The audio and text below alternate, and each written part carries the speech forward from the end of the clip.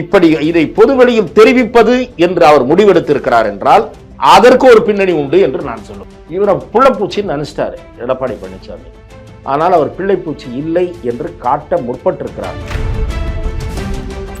சட்டமன்ற கொறடா வேலுமணி, தலைமை நிலைய செயலாளர், அதிமுகவின் தலைமை நிலைய செயலாளர் Velumani, who is much more junior to Sengottaiyan.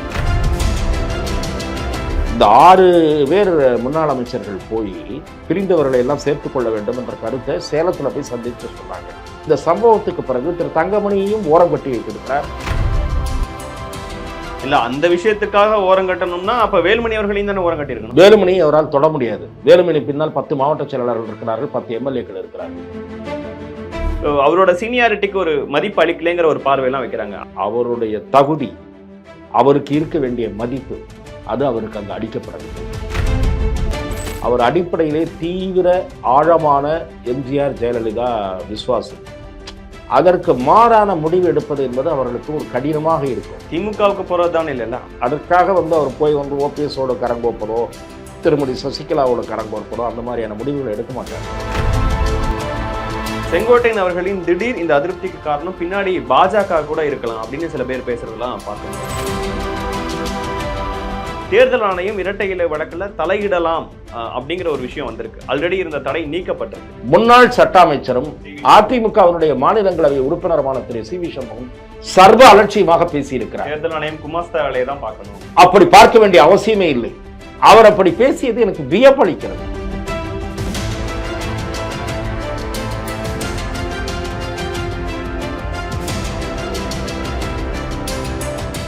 வணக்கம், இது தி டிபேட். நான் தினேஷ். சிறப்பு நேர்காணலில் இன்று நம்மோடு இணைந்திருப்பவர் மூத்த பத்திரிகையாளர் திருமிகு துக்ளக் ரமேஷ் அவர். சார் வணக்கம். வணக்கம். அதிமுகல என்ன சார் நடக்குது? செங்கோட்டையன் அவர்கள் அந்த விழாவை புறக்கணிச்சது ரொம்ப ஒரு எதேர்ச்சியாக யதார்த்தமாக நடந்த ஒரு நிகழ்வா, இல்ல எடப்பாடி பழனிசாமி மீதான பெரும் அதிருப்தி அப்படின்லாம் புரிஞ்சுக்கணுமா? போர்க்குரல், அவரை பார்க்க ஆலோசனை நடத்த நிர்வாகிகள் போறாங்க, அவர் வீட்டுக்கு போலீஸ் பாதுகாப்புன்னு கூட்டமா அவருடைய ஆதரவாளர்கள்லாம் திரண்டிருக்காங்க அவர் வீட்டு முன்னாடின்னு 2 நாட்களா செங்கோட்டையனை சுற்றி பல செய்திகள் அரங்கேறி வருகிறது. என்ன நடக்குது அதிமுக? இந்த கோவையில் அந்த அத்திக்கடவு அவிநாசி திட்டம் சம்பந்தமான பாராட்டு விழா தொடர்பாக தன்னுடைய அதிருப்தியை அவர் வெளிப்படுத்தினார்.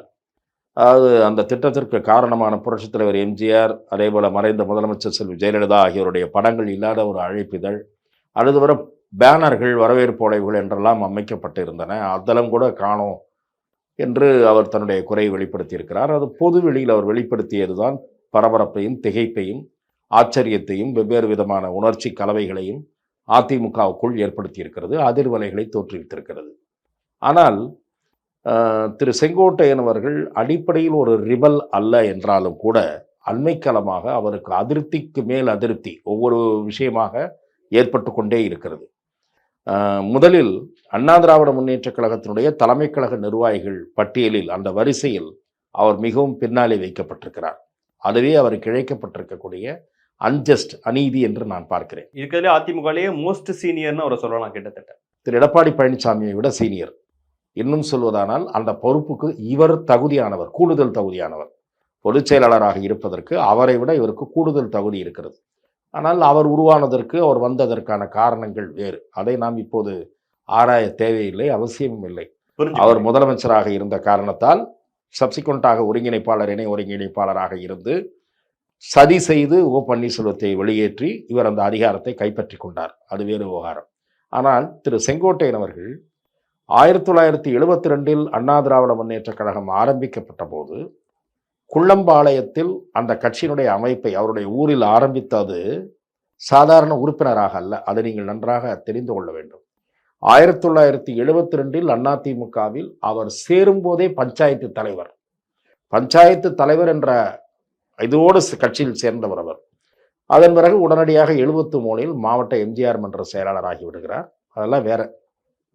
77 சத்தியமங்கலம் எம்எல்ஏ, 80வது ஆண்டு முதல் தொடர்ந்து கோபிச்செட்டிப்பாளையம். இது ஒரு பக்கம். 96 மட்டும் தோக்குறாரு, 2001 மட்டும் சீட் இல்லை. அவர் வேற சில வழக்கில் தண்டிக்கப்பட்டிருந்த காரணத்தினால். ஆனால் 1989, 91 ஆகிய 2 தேர்தல்களிலும், பிறகு 2011 தேர்தலிலும் சில பேருக்கு சட்டமன்ற உறுப்பினராகக்கூடிய வாய்ப்பை வாங்கி கொடுத்தவர் திரு செங்கோட்டையன். செல்வி ஜெயலலிதா அவர்களிடம் பரிந்துரை செய்து சில பேரை எம்எல்ஏவாக வருவதற்கு வழிவகுத்தவர் திரு செங்கோட்டையன். ஆகவே அவருடைய பின்னணியை நாம் புரிந்து கொள்ள வேண்டும். இன்றைக்கு ஒரு நீண்ட பேட்டி அவருடைய வாழ்க்கை குறித்து கொடுத்திருக்காரு. அதுலயும் இந்த விஷயங்கள்லாம் சொல்லியிருக்கிறார். அவர் அவரை இன்றைக்கு எப்படி வைத்திருக்கிறீர்கள் என்று சொன்னால், அதிமுகவில் கிட்டத்தட்ட ஒரு 2 டஜன் அமைப்பு செயலாளர்கள் இருக்காங்க. ஒரு 24-25 பேர் இருக்காங்க குறைஞ்சது. இதுக்கு மேலே இருக்குமே தவிர கீழே இருக்காது. நான் 2 டஜன்றதுனால ஏதோ வாய்க்கு வந்ததை அடிச்சு விடுறேன்னு நினைக்காதீங்க. நான் கூட வேடிக்கையாக இன்றைக்கு ஒரு நண்பரிடம் சொல்லிக் கொள்கிறேன், அதிமுகவில் அமைப்பு செயலாளர் யாருன்னு இன்றைக்கு இருக்கக்கூடிய எத்தனை பேர் என்று இன்றைக்கு இருக்கக்கூடிய முன்னாள் அமைச்சர்கிட்ட டெலிஃபோன் பண்ணி கேட்டிங்கன்னா, இருங்க செக் பண்ணி சொல்கிறோம் தான் சொல்ல முடியுமே தவிர எத்தனை அமைப்பு செயலாளர்னு யாராலையும் சொல்ல முடியாது. இன்னும் சொல்ல போனால் ஏதாவது ஒரு தொலைக்காட்சியில் ஜென்ரல் நாலேஜ் கிசு வைக்கிறதுல கூட இதை ஒரு கேள்வியை வைக்கலாம். அந்த அளவுக்கு வரிசையாக மானாவாரியாக அமைப்பு செயலாளர்களை போட்டு வச்சு அதில் உத்தரவு வச்சுருக்கீங்க. சட்டமன்ற கொறடா வேலுமணி, தலைமை நிலைய செயலாளர், அதிமுகவின் தலைமை நிலைய செயலாளர் Velumani, who is much more junior to Sengottaiyan. தலைமை நிலைய செயலாளரால செங்கோட்டையன் அவர்கள் இருந்திருக்கிறார். செல்வி ஜெயலலிதா அவர்களின் நம்பிக்கைக்குரியவராக இருந்தவர்களில் மிக முக்கியமானவர் திரு செங்கோட்டையன். அவர் இன்றைக்கு ஓரங்கட்டப்படுகிறார். அண்மையில் நடந்த அவமதிப்பு என்று எடுத்துக்கொண்டீர்கள் என்றால், அதிமுகவில் நாடாளுமன்ற தேர்தல் தோல்விக்கு பிறகு ஒரு கூத்து, வெவ்வேறு கூத்து நடந்தது. அதில் ஒரு கூத்து என்னன்னா, மாவட்ட வாரியாக கள ஆய்வுக்குழு சுற்றுப்பயணம் செய்து அங்கே இருக்கக்கூடிய நிலவரத்தை எல்லாம் ஆராய்ந்து ஒரு அறிக்கை கொடுக்கும் என்று வந்தது. கடைசியிலே ஒரு 3-4 மாவட்டத்தில் அடிதடி அளவுக்கு போய் அது கள ஆய்வு குழுவா கலவர ஆய்வு குழுவா என்று பேசக்கூடிய அளவுக்கு, தொலைக்காட்சிகள் பேசக்கூடிய அளவுக்கு நடைபெற்று நடுவில் ஒரு சின்ன கேப் விடப்பட்டு மீண்டும் ஆரம்பித்து, ஆனால் அந்த ஆய்வுக்குழு என்பது அனைத்து மாவட்டங்களிலும் நடந்ததா என்பதே ஒரு கேள்விக்குறி. ஏன்னா கொஞ்ச நாளைக்கு முன்னாடி கூட சென்னை கிட்ட ஆமா. எதற்காக சொல்லுகிறேன் என்றால், வெவ்வேறு காரணிகள். அதுலயும் அவர் இல்ல.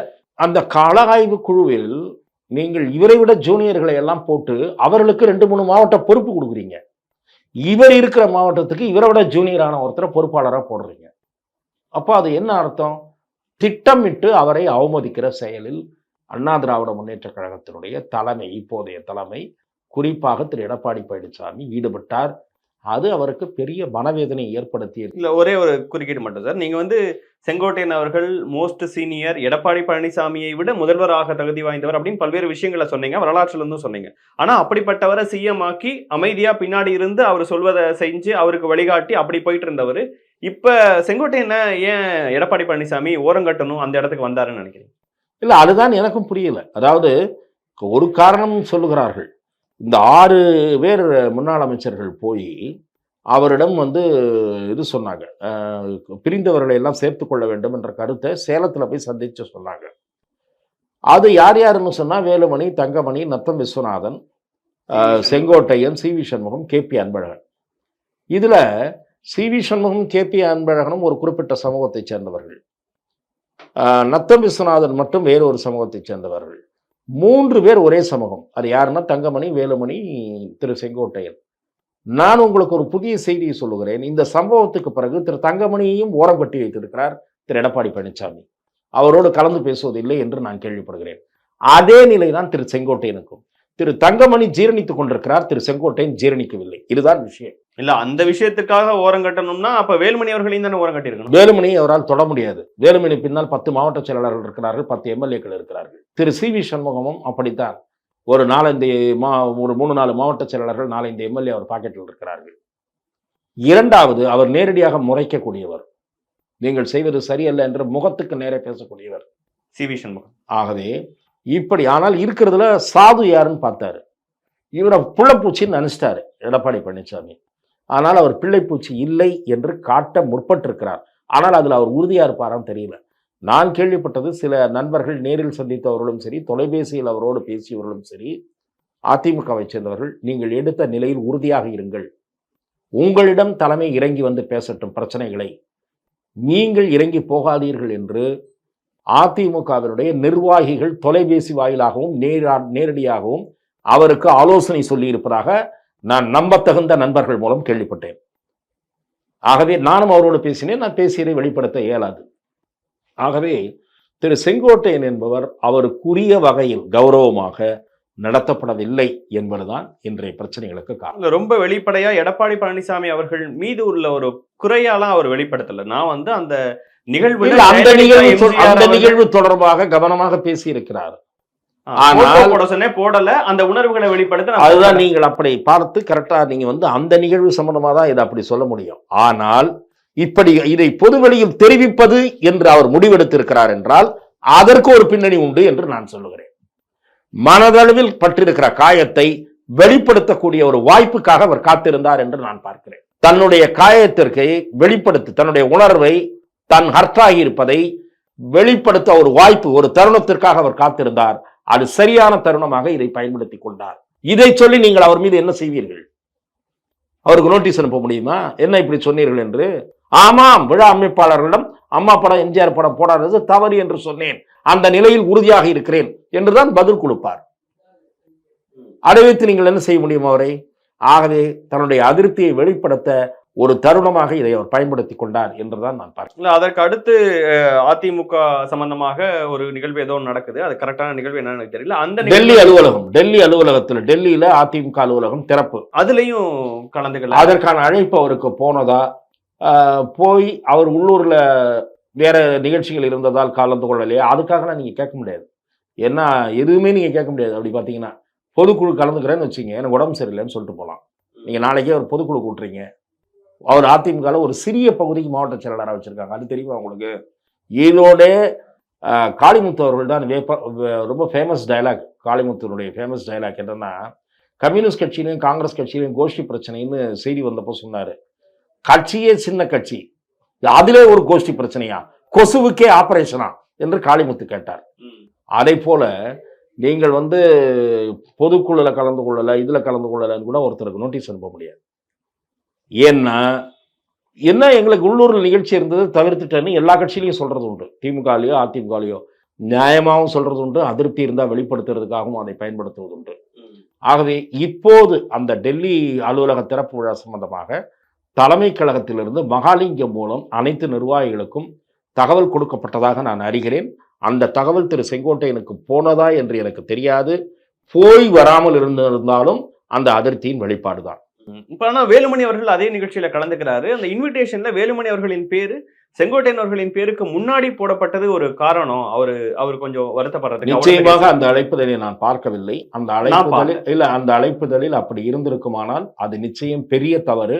திரு செங்கோட்டையன், திரு எடப்பாடி பழனிசாமியும் திரு வேலுமணியும் விழா அமைப்பாளர்களிடம் கூறி அவர் பெயர் மேலே வர வேண்டும் என்று கூறியிருக்க வேண்டும்.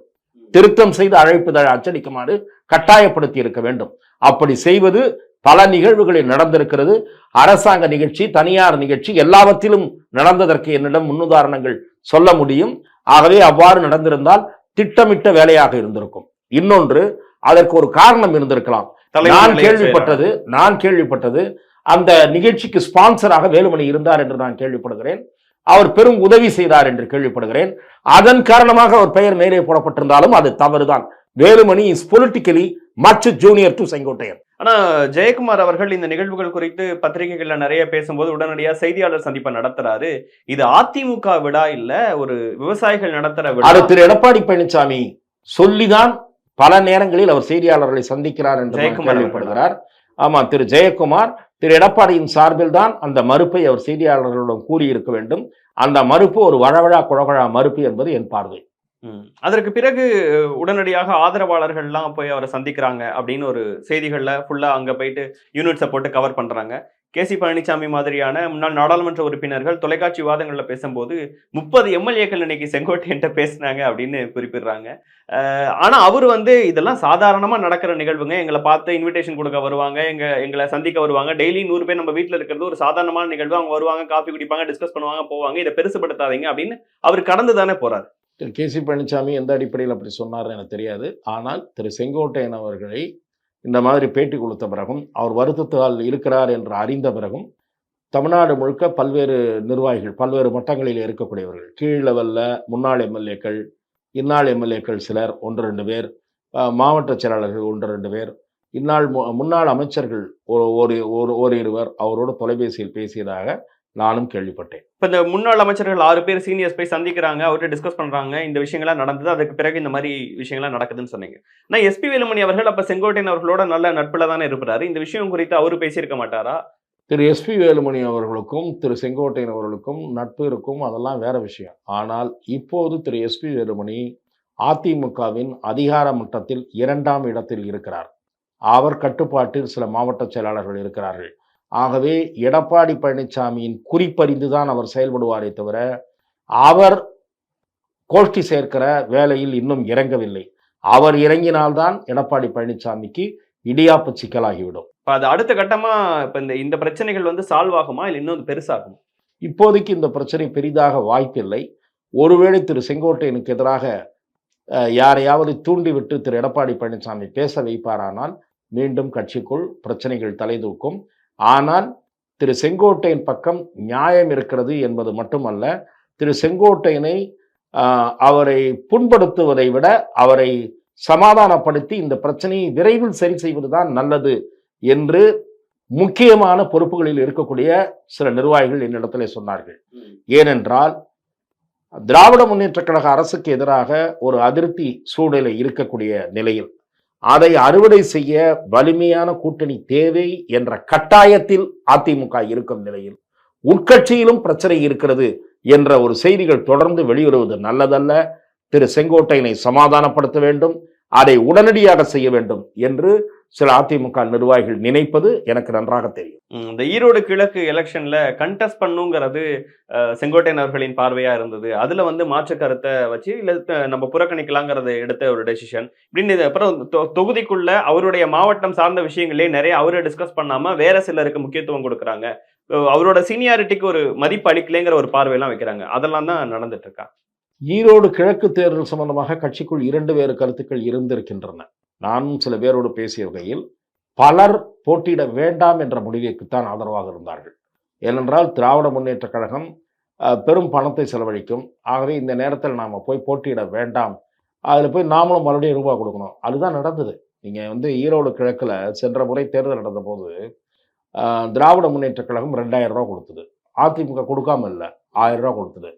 அதுக்கு கலெக்ஷன், உள்ளுக்குள்ள கலெக்ஷன், கட்சிக்குள்ள கலெக்ஷன், என் கான்ட்ரிபியூஷன் இவ்வளோ தரேன், உன் கான்ட்ரிபியூஷன் இவ்வளோ தரேன். இது மறுபடியும் ஒரு நிதி சுமைன்னு சில பேர் நினைச்சாங்க. எதுக்கு வேஸ்டா? இது இருந்ததுன்னா நம்ம அசம்பிளி எலெக்ஷனுக்கு யூஸ் ஆகும். ஆகவே இப்போ போய் அதை பண்ண வேண்டாம். திமுகவும் ஏற்கனவே இடைத்தேர்தலில் புறக்கணிச்சிருக்காங்க. அதே காரணத்தை நம்மளும் சொல்லிட்டு போயிடுவோம். ஜனநாயக முறையில் நடக்காது அது இதுன்னு ராமாயணத்தை சொல்லி ஒரு அறிக்கை எழுதணும்னா முடிஞ்சது அப்படின்னு பண்ணாங்க. அதனால இதில் செங்கோட்டையன் ரோல் பெருசாக இருந்திருக்க வாய்ப்பில்லை. மாவட்ட அரசியலில் அவரை மட்டம் தட்டுகிற முயற்சி அதுவும் நடக்கிறது.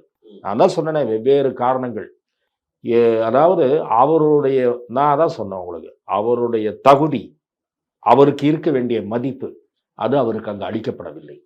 அது உறுத்தி கொண்டிருந்தது. இப்போது அவர் காயம்பட்டவராக தன்னுடைய அதிருப்தியை வெளிப்படுத்த தொடங்கி இருக்கிறார். தொடருவாரா என்பதை நாம் பொறுத்திருந்துதான் பார்க்க வேண்டும். ஒருவேளை நீங்க சொன்ன மாதிரி இதை தொடரும் பட்சத்துல அவர் ஒரு ரிபலா ஆகிறாரு, நம்ம கட்சியை ஒருங்கிணைக்க சொல்றோம், தோல்விகளை சந்திக்கிறதுல இருந்து மீண்டு வரணும்னு சொல்றோம், அதை செய்ய மாட்டாங்க. இங்க வந்து இந்த மாதிரி பாயிண்ட்ஸ்க்கான நம்ம பாயிண்டே வைக்க முடியல, எடப்பாடி பழனிசாமி அவர்கள் எடுக்கிறதா டெசிஷனா இருக்கு, கட்சியில தன்னுடைய பங்களிப்பு குறைக்கிறாங்க, அவருடைய ஆளுமைக்கு தகுந்த மாதிரி யூஸ் பண்ண மாட்டாங்க, இப்படி விஷயங்கள் தொடர்ந்து வந்துட்டு இருக்கிறது ஒரு அதிருப்தியில அவர் ஒருவேளை ரிபலா மாறுறாரு அப்படின்னா அது அதிமுகல இல்ல எடப்பாடி பழனிசாமிக்கு எவ்வளவு பெரிய சவால்? அவர் ரிபலா மாறினார்னா அவர் பின்னாடி எத்தனை பேர் அவர் ஆதரவளிக்க தயாரா இருக்காங்கன்னு பார்க்கணும். இப்போ அந்த முயற்சியில, அந்த விஷப்பயிற்சியில அவர் ஈடுபடுவார்னு நினைக்கல. அவர் வந்து இன்னொன்று, நான் ஒரு உதாரணத்தோடு சொல்ல வேண்டும் என்றால், சில பேருக்கு ரத்தத்திலேயே கலந்ததுன்னு ஒரு வார்த்தை சொல்லுவாங்க. அந்த மாதிரி அவர் அடிப்படையிலே தீவிர ஆழமான எம்ஜிஆர் ஜெயலலிதா விசுவாசி. அதற்கு மாறான முடிவு எடுப்பது என்பது அவர்களுக்கு ஒரு கடினமாக இருக்கும். சில பேர் மிகுந்த நெருக்கடியில் போகிறாங்க. முத்துசாமி தீவிர எம்ஜிஆர் மேலே ஒரு ஆழமான பிடிப்பு உள்ளவர்.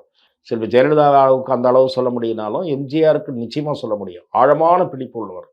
அவருக்கு ஒரு பெரிய மன உளைச்சல், ஒரு பெரும் ஒரு இதுக்கு மேலே பொறுக்க முடியாதுன்ற நிலையில் அவர் திராவிட முன்னேற்ற கழகத்தை திமுகவுக்கு போகிறதானே இல்லை, அதிமுகவை மீட்கணும். அதான் சொல்கிறேன். அதற்காக வந்து அவர் போய் வந்து ஓபிஎஸோட கரங்கோப்பதோ திருமதி சசிகலாவோட கரங்கோற்பதோ அந்த மாதிரியான முடிவுகளை எடுக்க மாட்டார். ஏற்கனவே அதிருப்தியில் இருக்கக்கூடிய இன்னும் சிலரோடு அவர் பேசி தன்னுடைய குறையை சொல்லக்கூடும். அவர்களும் இப்போது அவரோடு தொடர்புல இருக்காங்களான்னு நம்ம எப்படி இல்லைன்னு சொல்ல முடியும். ஆகவே அதிமுகவுக்கு என்ன மாதிரியான கூட்டணி அமைய போகிறது, அது ஒரு அடுத்த சவால். தேர்தல் கமிஷனிலே தோன்றி இருக்கக்கூடிய சிக்கல் ஒரு அடுத்த சவால். தேர்தல் ஆணையம் தலையிடலாம் இல்ல. ஆகவே இந்த மாதிரியான சிக்கல்களில் அதிமுக எப்படி கடந்து வரப்போகிறது என்பதை பார்ப்பதற்காகவும் சில பேர் காத்திருக்கலாம். ஆகவே அவர் உடனடியாக ரிவலாக மாறுவாரா என்பதில் எனக்கு சந்தேகமாக இருக்கிறது. செங்கோட்டையன் அவர்களின் திடீர் இந்த அதிருப்திக்கு காரணம் பின்னாடி பாஜக கூட இருக்கலாம் அப்படின்னு சில பேர் பேசுறதெல்லாம் பார்க்க முடியும். நான் அப்படி கருதவில்லை. பாரதிய ஜனதாவோட கூட்டணி தேவை என்ற கருத்து அதிமுகவுக்குள் இருக்கிறது. பாரதிய ஜனதா கூட்டணியை விட நடிகர் விஜய் தலைமையிலான தமிழக வெற்றி கழகத்தோட கூட்டணி உருவானால் அது பெட்டர் என்ற பார்வையும் அதிமுகவுக்குள் இருக்கிறது. இரண்டு விதமான கருத்துக்கள் இருக்கு. எப்படி திரு செங்கோட்டையன் அவர்கள் எடப்பாடி பழனிசாமி கருத்தையே மறுத்து பேசினார். என்ன எடப்பாடி பழனிசாமி என்ன சொன்னார், அதிமுகவில் வந்து யாரும் என்கிட்ட ஓபிஎஸ்ஸையோ டிடிவியோ சசிகலாவையோ சேர்த்துக்கணும்லாம் யாரும் சொல்லலை, வேலுமணி பேரெல்லாம் அடிபட்டுது, வேலுமணி தான் என் பக்கத்தில் தானே இருக்காருன்னு கூசாமல் பொய் சொன்னார். அந்த 6 பேர் சந்தித்தது உண்மை, 100%, 200% உண்மை. அந்த 6 பேரில் 3-4 பேர் என்னிடம் அதை உறுதிப்படுத்தினார்கள், 4 பேர் என்னிடம் உறுதிப்படுத்தினார்கள், திரு செங்கோட்டையன் உட்பட நான் சொல்கிறேன். திரு எடப்பாடி பழனிசாமி இவ்வாறு பேட்டி அளித்ததற்கு பிறகு நன்றாக நீங்கள் கவனிக்க வேண்டும். தமிழ் இந்துக்கு அளித்த பேட்டியில் திரு செங்கோட்டையன் அதிமுகவிற்குள் இவர்களையெல்லாம் சேர்க்க வேண்டும் என்ற கருத்தும் இருக்கிறது, கூடாது என்ற கருத்தும் இருக்கிறது, நாங்கள் போய் பேசியது உண்மை சொன்னார். தமிழ் இந்து இதை பதிவு செய்திருக்கிறது. எதற்காக சொல்கிறேன் என்றால், அதே போல அதிமுகவோடு பாஜகவோடு சேர வேண்டும் என்ற கருத்துடையவர்களும் இருக்கிறார்கள். விஜய் வருகிறாரா என்று வெயிட் பண்ணி பார்க்கலாம் என்று சொல்லுகிறவர்களும் இருக்கிறார்கள். ஆனால் அதற்காக திரு செங்கோட்டையன் பாஜக இயக்குகிறது என்று நான் சொல்ல தயாராக இல்லை. சில பேர் என்ன சொல்லுகிறார்கள், வேலுமணியை வைத்து அதிமுகவை உடைக்கக்கூடிய வாய்ப்பு இருக்கிறது, வேலுமணி லேட் பண்ணுகிறார் அதனால் செங்கோட்டையன், இதெல்லாம் தியரிஸ், ஸ்டோரிஸ், இதெல்லாம் ஒரு கிரியேட் பண்ணுகிற குக்கப் ஸ்டோரிஸ். படிப்பதற்கு சுவாரஸ்யமாக இருக்கும், நம்புவதற்கும் சில பேர் அவர்கள் தர்ம யுத்தம் செஞ்சதுக்கு காரணம் குருமூர்த்தி அவர்கள்னு அவரும் சொன்னாரு, இவரும் சொல்லியிருக்காரு, 2 பக்கமும் நடந்திருக்கு. அப்போது இருந்த சூழ்நிலை வேறு. அண்ணா திராவிட முன்னேற்ற கழகம் திரு குருமூர்த்தி அவர்கள் எடுத்த நிலை என்பது திருமதி சசிகலா அவர்களுடைய ஒட்டுமொத்த அந்த குடும்பத்தினரும் அதில் வந்து விடுவார்கள் என்று அவர் கருதிய நிலையை அதிமுகவில் இருந்த பலர் ஏற்றுக்கொண்டார்கள். அவரை நீங்கள் குருமூர்த்தி அவர்கள் சொன்னது மட்டும்தான் பெருசாக பேசப்படுகிறதே தவிர, இன்றைக்கு திரு எடப்பாடி பழனிசாமி பக்கத்தில் இருக்கக்கூடிய சிலர் அவரை நேரில் போய் சந்தித்தார்கள், மறுக்க முடியாது. குருமூர்த்தி அவர்களே, ஆமா, நேரில் போய் சந்தித்தார்கள்.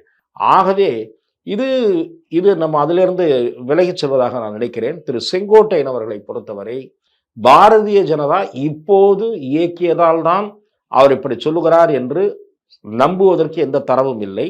ஆனால் அரசியல் ரீதியாக அடுத்த கட்ட நகர்வு அல்லது அடுத்த கட்ட சேலஞ்சை போஸ்ட் பண்ணுவதற்கு அவர் எந்த வியூகம் வேண்டுமானாலும் வகுக்கக்கூடும். ஆனால் அதற்கு அவர் இப்போது தயாராக மாட்டார் என்பதுதான் என்னுடைய பார்வை. ஏன்னா இந்த ஒரு விஷயம் வரும்போதே இன்னைக்கு வரக்கூடிய தீர்ப்பு ரொம்ப முக்கியம். அதுல என்ன தீர்ப்பு வருதுங்கிறதையும் பொறுத்து தான் நம்ம இன்னும் நிறைய விஷயங்களை யோசிக்க முடியும் அப்படின்னு பார்த்து நிறைய பேர் விமர்சகர்கள் சொல்லிட்டு இருந்த சூழல்ல தேர்தல் ஆணையம் இரட்டை இலை வழக்குல தலையிடலாம் அப்படிங்கிற ஒரு விஷயம் வந்திருக்கு. ஆல்ரெடி இருந்த தடை நீக்கப்பட்டிருக்கு. அதை எப்படி பாக்குறீங்க? இல்லை, இந்த வழக்கு பல்வேறு குழப்பங்களை சந்தித்துக் கொண்டிருக்கிறது. அதிமுகவினுடைய கட்சி விதிகள், இரட்டை இலை சின்னம், இது தொடர்பாக சிவில் சூட்டு, ஹைகோர்ட்டில் விசாரணை, கீழ்கோர்ட்டில் விசாரணை, ஒரு கோர்ட்டில் ஒரே ஒரு தீர்ப்பு மட்டும் திரு ஓபிஎஸ் அவர்களுக்கு சாதகமாக வந்தது. அதற்கடுத்து வந்த 2 தீர்ப்புகள் திரு எடப்பாடி பழனிசாமி தரப்புக்கு சாதகமாக வந்தது. தேர்தல் கமிஷன் கிட்ட இப்போ புதுசாக சில பேர் பெட்டிஷன் போட்டாங்க. குறிப்பாக திரு சூரியமூர்த்தி என்பவர் தாக்கல் செய்த மனுவை நீண்ட காலமாக தேர்தல் கமிஷன் எந்த முடிவும் எடுக்கவில்லை. அதை மேற்கோள் காட்டி நான் ஒரு பெட்டிஷன் போட்டேன். அதிமுகவுடைய பைலாஸ் எல்லாம் இஷ்டத்துக்கு மாற்றியிருக்காங்க, இது தொடர்பாக தேர்தல் கமிஷனில் முறையிட்டதற்கு நடவடிக்கை எடுக்கவில்லை நீங்கள், ஆகவே அதை சின்னத்தை இப்போது கொடுக்கக்கூடாது, யாருக்குமே கொடுக்கக்கூடாது என்று கொடுத்த மனு மீது எந்த முடிவும் எடுக்கவில்லை என்று அவர் ஒரு பெட்டிஷன் போட்டார். அதில் சில பேர் இணைகிறார்கள், நன்றாக கவனிக்க வேண்டும். ஸோ அதை விசாரிங்கன்னு ஒன்று போட்டாங்க. போட்ட உடனே இவர் என்ன பண்ணுறாரு, கோர்ட்டை போகிறாரு, விசாரிக்கக்கூடாதுன்னு ஒரு தடை கொடுக்குறாங்க. தடை கொடுத்த உடனே மறுபடியும் இது மீண்டும் ஆராயப்படுகிறது. ஆராயப்படும் போது முதல்ல சொன்ன அதே நீதிமன்றம் இப்ப என்ன சொல்லுது? விசாரிக்கலாம் சொல்லுது. ஏன்னா தேர்தல் கமிஷன் எங்களுக்கு விசாரிக்க அதிகாரம் இருக்கு. அவர்கள் தரப்புல சில வாதங்களை வைக்கிறார்கள்.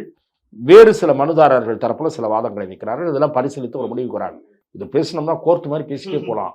ஆனால் சுருக்கமாக நான் ஒரு விஷயத்தை சொல்றேன். This is a fit case for review both in civil suit and in the election commission. ஏன் என்று சொல்கிறேன் என்றால், அதிமுகவின் ஆரம்பகால விதிகளில் மிக முக்கியமான விதி பொதுச் செயலாளர் என்பவர் அடிப்படை உறுப்பினர்களால் தேர்ந்தெடுக்கப்பட வேண்டும். இதன் பிறகு அந்த கட்சியினுடைய ஆரம்பகால உறுப்பினர்களில் ஒருவரான திரு சைரிய துரைசாமி அவர்களிடம் நான் பேசிய வகையில் 1976 கோவையில் நடந்த பொதுக்குழுவில் அந்த விதியில் இன்னொரு துணை விதி சேர்க்கப்பட்டிருக்கிறது. கட்சியின் எந்த விதிகளை வேண்டுமானாலும் பொதுக்குழு மாற்றலாம், ஆனால் இந்த விதி மாற்றப்பட முடியாதது என்ற விதி கோவை பொதுக்குழுவிலே சேர்க்கப்பட்டதாக அவர் தெரிவிக்கிறார். அந்த பொதுக்குழுவில் தான் பிரச்சனைகள் கிளம்பின. பச்சை குத்துவதை பற்றி 3-4 பேர் கட்சி விட்டு வெளியே போனார்கள். விருதுநகர் பே சீனிவாசன், கோவை செழியன், ஜி விஸ்வநாதன், பில்லப்பன் ஆகியோர் வெளியேறினார்கள். எதற்காக? அதனால் எல்லோருக்கும் இது நினைவு இருக்கிறது. இந்த பொதுக்குழு நினைவில் இருக்கிறது, பச்சை குத்துகிற கான்ட்ரவர்சி வந்ததால்.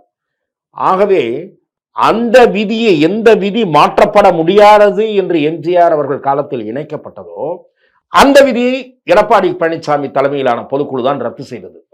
ரத்து செய்துவிட்டு பொதுச் செயலாளர் பதவிக்கு போட்டியிடுகிறவர்கள் 10 மாவட்ட செயலாளர் முன்மொழிய வேண்டும், 10 மாவட்ட செயலாளர் வழிமொழிய வேண்டும். திரு கே.சி. பழனிசாமியும் இதர நண்பர்களும், திரு ஓ பன்னீர்செல்வம் அவர்களாகட்டும், புகழேந்தி அவர்களாகட்டும், அவர்கள் எழுப்புற கேள்வி சரியான கேள்வி. ஜனநாயக பூர்வமாக ஒரு கட்சியில் போட்டியிட விரும்புகிறவர்கள் யார் வேண்டுமானாலும் போட்டியிடுவதற்கு இந்த விதி தடை செய்கிறதா இல்லையா? இது முக்கியமான கேள்வி. ஆகவே இது சிவில் சூட்டில் முக்கியமாக ஆராயப்படும் என்று நான் நிச்சயமாக நம்புகிறேன். இப்போது தேர்தல் கமிஷனிலே இதை விசாரிக்கலாம் என்று ஹைகோர்ட் பிறப்பித்திருக்கிற உத்தரவு மிக நிச்சயமாக ஒரு நெருக்கடி. இந்த உத்தரவை பற்றி முன்னாள் சட்ட அமைச்சரும் அதிமுகவினுடைய மாநிலங்களவை உறுப்பினருமான திரு சி வி சண்முகம் சர்வ அலட்சியமாக பேசியிருக்கிறார். தேர்தல் ஆணையம் குமாஸ்தா வேலையை தான் பார்க்கணும், அப்படி பார்க்க வேண்டிய அவசியமே இல்லை. அவர் அப்படி பேசியது எனக்கு வியப்பளிக்கிறது. ஏனென்றால் தேர்தல் ஆணையம் என்பது கான்ஸ்டிடியூஷனல் பாடி. ராஜ்பவன் எப்படியோ, கோர்ட் எப்படியோ, அதை போல கான்ஸ்டிடியூஷனல் பாடி. அது பிரசிடென்ட் ஆபீஸ், கவர்னர் மாளிகை, அதை போன்ற ஒரு தன்னாட்சி அட்டானமஸ் பாடி, சுயாட்சியான அதிகாரம் உள்ள ஒரு அமைப்பு. அது சட்ட அரசியல் சட்டத்திற்கோ இல்ல சட்டத்தின் எந்த பிரிவுக்கோ நேர்மாறான முடிவுகளை எடுக்கிற அரிதான தருணங்களில் தான் நீதிமன்றம் அதில் தலையிடும். ஓரிரு கட்சிகளுக்கு அதனிடம் நிவாரணமும் கிடைத்திருக்கிறது. ஓரிரு கட்சிகளுக்கு எதிராக தேர்தல் ஆணையம் முடிவுகளை கூறிய போது அதை நீதிமன்றங்கள் ஏற்றும் இருக்கின்றன. இரண்டுக்கும் முன்னுதாரணம் இருக்கிறது. தேர்தல் கமிஷனை உத்தரவு ரத்து என்றும் கூறியிருக்கிறது. தேர்தல் கமிஷனின் உத்தரவு செல்லும் என்றும் கோர்ட் அப்ஹெல்ட் செய்திருக்கிறது. ஆகவே அதிமுகவுக்கு இது ஒரு சவாலான, நெருக்கடியான நேரம் என்றுதான் நான் பார்க்கிறேன். என்ன நடக்க போதுன்னு பொறுத்து பார்ப்போம் சார். இவ்வளவு நேரம் உங்க நேரத்தையும் கருத்துக்களையும் பகிர்ந்து கொண்டதற்கு மிக்க நன்றி. வாய்ப்புக்கு நன்றி.